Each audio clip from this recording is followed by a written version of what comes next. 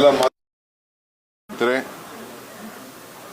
ನಾಡಿನ ಜನತೆಗೆ 7.5 ಕೋಟಿ ಜನತೆಗೆ ಮತ್ತು ಭಾರತದ ಎಲ್ಲ ನಾಗರಿಕರಿಗೆ ಈ ಶುಭ ಸಂದರ್ಭದಲ್ಲಿ ತಮ್ಮ ಮುಖಾಂತರ ನಾನು ಹೃದಯಪೂರ್ವಕವಾದಂಥ ಶುಭಾಶಯನ ತಲುಪಿಸ್ತಾ ಇದ್ದೇನೆ.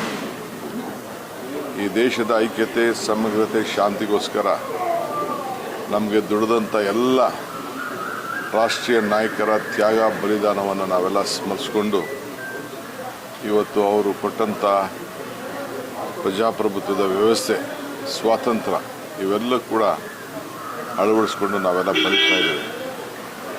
ಇಂದಿನ ಸಂದರ್ಭದಲ್ಲಿ ಪ್ರಪ್ರಥಮವಾಗಿ ನಾನು ಈ ರಾಜ್ಯದ ಮುಖ್ಯಮಂತ್ರಿಯಾಗಿ, ಜನರ ಒಬ್ಬ ಸೇವಕನಾಗಿ ಇವತ್ತು ಈ ರಾಷ್ಟ್ರಧ್ವಜವನ್ನು ರಾಜ್ಯದ ಜನತೆಯ ಪರವಾಗಿ ಆಚರಿಸಲು ಸಿಕ್ಕಿರೋದು ನಮ್ಮೆಲ್ಲರ ಭಾಗ್ಯ.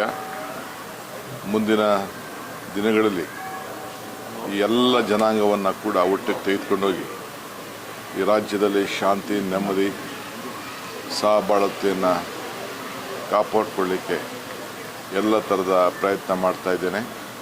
ನೀವೆಲ್ಲರೂ ಕೂಡ ಪುಟಾಣಿ ಮಕ್ಕಳಿಂದ ಹಿಡಿದು ಹಿರಿಯರವರು ಕೂಡ, ಮಠಾಧೀಶರಿಂದ ಹಿಡಿದು ಎಲ್ಲ ಅಧಿಕಾರಿಗಳು, ನಮ್ಮ ರಕ್ಷಣೆಯನ್ನು ಮಾಡ್ತಾ ಇರೋಂಥ ಎಲ್ಲ ನನ್ನ ಸೈನಿಕ ಬಂಧುಗಳು, ಕಾರ್ಮಿಕರು, ರೈತರು, ಎಲ್ಲ ವರ್ಗದವರು ಕೂಡ ಈ ಸಂಭ್ರಮವನ್ನು ಆಚರಣೆ ಮಾಡಿ ಈ ದೇಶಕ್ಕೆ ಶಾಂತಿಯನ್ನು ಮೂಡಿಸಬೇಕು ಅಂಥೇಳಿ ನಾನು ಪ್ರಾರ್ಥನೆ ಮಾಡ್ತಾಯಿದ್ದೀನಿ.